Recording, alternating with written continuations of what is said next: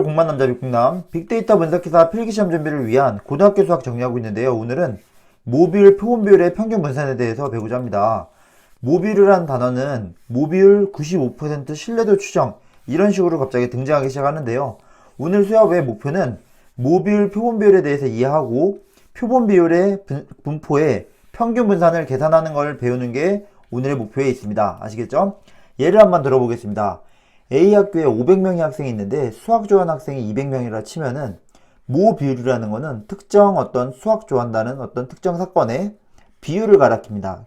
그래서 특정 성질의 비율이라는 건 5분의 2가 되니까 40%가 저희 그 수학을 좋아하는 학생에 해당하겠죠. 그래서 모 비율이라는 건 어떤 집단에 해당하는 비율 500명 중에 200명이니까 40%가 모 비율에 해당을 합니다. 그런데 일반적으로 이런 집단의 숫자를 알 수가 없어요. 몇 명 있는지. 지금은 알고 있기 때문에 정확한 숫자가 나오지만 일반적으로 모릅니다. 그러면 통계에서는 어떻게 하죠? 추출을 해야겠죠. 그래서 100명을 추출한 다음에 거기서 수학을 좋아하는 학생이 몇 명인지 찾는 겁니다.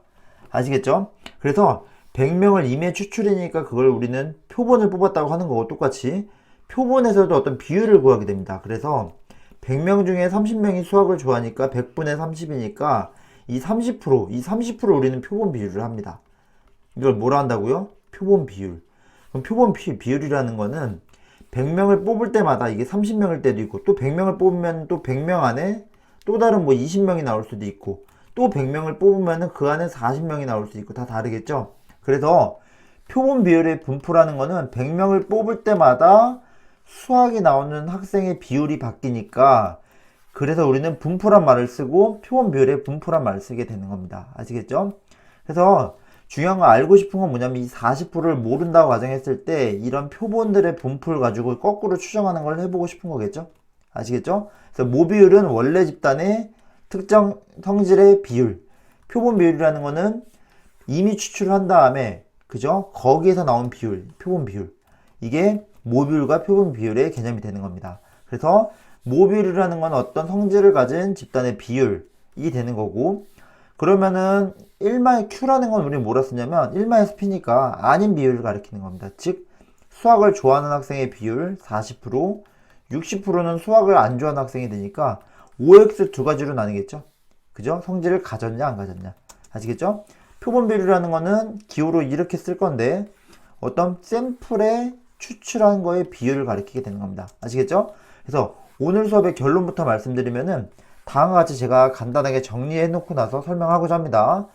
오늘 이 세 가지를 알아셔야 됩니다. 하나, 둘, 세 가지를 알아셔야 되는데, 첫 번째, 모비율이 P일 때 그 표본 비율의 분포, 그러니까 추출할 때마다 비율이 계속 바뀌겠죠. 100명 추출하다마다 수학이 좋아하는 게 30명일 수도 있고 40명일 수도 있고 25명일 수도 있고 계속 바뀌는데, 이런 표본의 비율의 평균, 그 분포의 평균은 모비율과 같다라는 게 결론이고요. 이거는 뭔가 저 앞에서 배웠던 내용들하고 똑같죠. 즉 표본 비율의 기대값은 원래 집단의 비율하고 똑같다는 게 첫 번째 내용이고, 두 번째 분산 어떻게 구하냐면은 결론은 PQ를 N으로 나누면 된다는 말이 나오는데, N이라는 건 그 N명 추출했죠.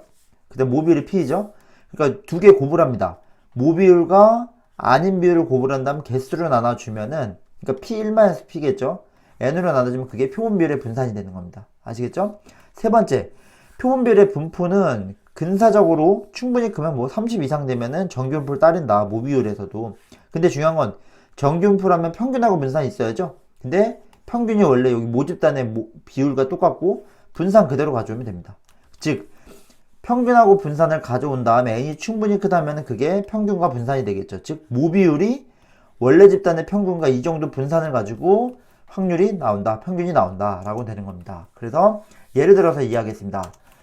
예를 들어 보겠습니다. 500명이라는 학교에 수학 좋아하는 사람이 200명이 있으면은 이런 식으로 40%의 확률이 모비율이 나올 거고, 표본 비율이 예를 들어 100명을 뽑았는데 수학 좋은 학생이 30명이면은 표본 비율이라는 건 30%가 되는 거죠. 그래서 바뀌는 거다 라고 앞에 말했던 거고, 그런데 이제 여러분들이 궁금한 거예요. 분포라는 게 이해가요. 왜냐하면 100명을 뽑을 때마다 수학 좋아하는 학생이 25명이 나올 수도 있고 뭐 26명이 나올, 그때그때 다르겠죠. 그 소리는 뭐냐면 100분의 25%가 나올 수도 있고 100명을 뽑을 때마다, 또 샘플 100명을 뽑으면은 뭐 37%가 나올 수 있고 그때그때 다르죠. 그러니까 그게 분포가 될 건데 그거의 분포의 평균이 뭐냐, 분산이 뭐냐라는 질문을 하게 될 거고, 결론은 뭐냐면 기대값은 원래 집단하고 똑같다. 그러니까 여기서 5분의 2면 여기도 5분의 2가 된다. 똑같다는 게 결론이고요. 그 다음 분산은 PQ를 곱한다니까 5분의 2와 5분의 2와 5분의 3이 되겠죠. 1-2 5분의 2니까.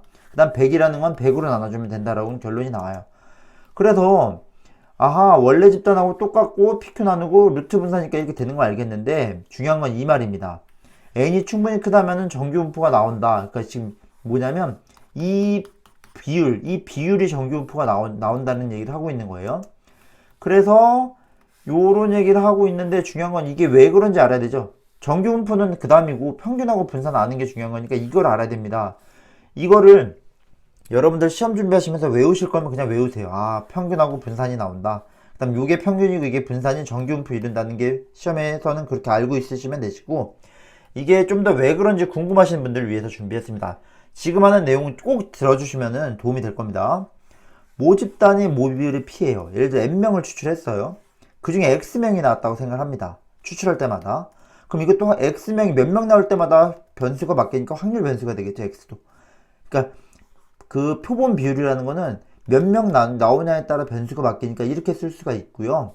그러면은 이렇게 쓸 수 있어요. X라는 거는 N명 중 몇 명이 나오냐가 되는 거고, 그게 비율로 쓴 것 뿐이에요. 근데 이 X가 하나의 확률 변수를 본다는 건 뭔 소리냐면 N명 중에 X명, 몇 번 중에 몇 번. 근데 비율이 P라는 거는 이걸 이항분포로 볼 수 있어요. 여러분들 수학기초 강의 2강을 보시면 제 영상 고등학교 수학 두 번째 강의를 보시면 이항분포 정리했는데 거기서 결론이 뭐냐면 이항분포가 있을 때 평균하고 분산 NP, NPQ라는 말을 했었어요. 공부를 하면 된다고. 즉 그래서 여러분들 다시 확률분포 X를 그대로 가져와서 그거의 기대값을 구하게 되면은 n분의 1은 상수니까 앞으로 빠져나올 거고, 여기다가 평균 NP를 집어넣게 되면 상수 약분이 있어 P라는 숫자가 나와요. 아하, 무슨 소리냐, 이 모비율의 평균은 결국에는 여기서 n분의 1 요 확률 변수에서 n분의 1을 나누면 되는데 이항분포에서 NP가 나오니까 약분이 돼서 P가 나온다. 즉 원래 집단의 평균과 그 비율과 똑같다는 게 결론을 이끌어낼 수 있고요.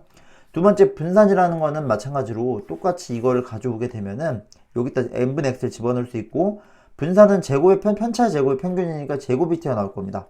앞으로 앞에 영상들을 공부하시면은 이게 다 이해 가실 거예요. 제곱의 평균이 나올 거고, 분산의 성질에 제 영상을 준비했어요. 그래서 여기다 또 npq를 집어넣게 되면 또 n이 하나 지어져요. 그래서 무슨 소리냐면 n제곱분의 1의 분산인데 npq가 이항분포의 분산이니까 여기 npq를 집어넣게 되면은 약분이 돼서 n분의 pq라는 숫자가 나와요. 이게 그래서 앞에 결론이 나온 겁니다. 아시겠죠? 그래서 이거는 결론적으로는 이게 이항분포에서 얻어냈다. 그래서 평균은 어떻게 되냐면 npq 이항분포인데 횟수를 나눴다라고 보시면 됩니다. 그러니까 np가 이항분포의 평균인데 횟수를 나눠서 지어져서 p가 나온다, 이렇게 암기하시면 됩니다. 아시겠죠?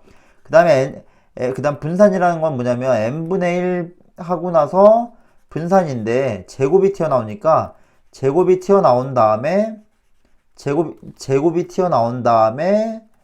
npq 이항분포가 나와서 지어지게 되면 n분의 pq가 나온다. 요게 아마 고등학교 때 그냥 외우고 넘어가셨던 분들이 있을 것 같아서 지금 성인이 돼서 한 번 더 이런 게 된다는 걸 이해를 돕고자 한번 준비했습니다. 아시겠죠? 중요한 거는 요게 중요합니다. n명을 뽑았는데 n명 중에 x명에 따라 비율이 바뀌니까 이렇게 쓸 수 있고, x에 따라서 그 비율이 바뀌니까 확률 분포로 변수를 보게 되면은 x 확률 변수다. 근데 x라는 건 뭐냐면 n명 중에 몇 번 나오느냐, 이거 중에 몇 번 이항분포로 볼 수 있다. 한 번 할 때마다 p 확률로 볼 수 있고, 그래서 np, npq가 나온다. 그래서 기대값은 np를 집어넣으면 원래 집단 p를 얻어낼 수 있고, 분산했던 npq, 이항분포 npq를 집어넣어서 약분하면 이게 나온다. 결론입니다. 그래서 표본 비율의 평균은 원래 집단의 비율이 그대로 나올 거고요. 분산은 p에다가 안 나올 걸 곱한 다음에 추출한 개수를 나눠주면 된다. 그 다음 표준 편차는 루트 분산이니까 이렇게 되겠죠. 루트 n분의 루트 pq가 표준 편차가 되겠죠. 아시겠죠? 그래서 마지막 이제 결론 2는 뭐냐면 중심극한 정리에 의해서 이 집단의 30 정도 이상이 되면은 얘도 정규분포를 이룬다. 아시겠죠? 누가 이 P바가, 그러니까 표본 비율이라는 게 이 분포도 이 비율, 몇 명 중에 몇 명 나오는 그 숫자도 정규분포다라는 게 중요하고요. 정규분포가 나왔으면 평균하고 분산, 이게 평균, 이게 분산인 정규분포 이룬단 말이 중요하겠죠. 이게 중요합니다. 그래서 모듈이 P이고 N개의 표본 그 추출할 때 아래 결과를 따른다 그랬는데, 평균은 원래 집단의 비율을 그대로 가져올 거고, 분산은 이걸 거고, 근데 중요한 거는 중심극한 정리에 의해서 정규분포 그 P바의 분포는 N이 충분히 클 때 또 정규분포가 나온다. 정규분포라는 거는 평균하고 분산이 있어야 되는데 이게 평균이고 이게 분산이 된다라는 게 중요하겠죠. 마지막으로 이게 정규분포 따른다는 건 뭐예요? 또 마찬가지로 모듈. 지난번 중심극한 정리에 의해서 원래 집단 샘플 가지고 모비율을 거꾸로 이걸 모른다고 가정하면 추정할 수 있다라는 게 중요한 내용입니다. 그래서 이 내용이 아주 중요하고요. 마찬가지로 아까 말씀드렸지만 임의를 추출할 때마다 100명 중에 몇 명의 숫자가 나오고 거기에 비율 30%라는 걸 알고 싶은데, 거꾸로 얘가 40%라는 걸 모른다고 생각하면, 이걸 정확히 모른다고 생각하면 200명인지 모른다고 생각하면은 이걸 가지고 이걸 추정을 해야 되잖아요. 그래서 마찬가지로 모비율을 표본 비율로부터 추정하는 내용이 나옵니다. 아시겠죠? 표본 비율의 분포가 정규 분포가 될 때 거꾸로 추정하는 거, 이게 중요한 내용이겠죠.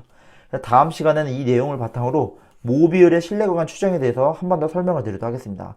오늘 영상 막 수식이 많이 등장해서 복잡할 수도 있지만 앞에 영상을 차근차근 돌려가면서 노트 쓰시면서 복습해 보시면 아주 큰 도움이 되실 겁니다. 아시겠죠? 끝까지 영상 시청해 주셔서 감사하고요. 빛공남 채널 구독, 좋아요 꼭 부탁드리겠습니다. 여러분들의 유익한 정보, 유익한 내용 준비하도록 하겠습니다. 감사합니다.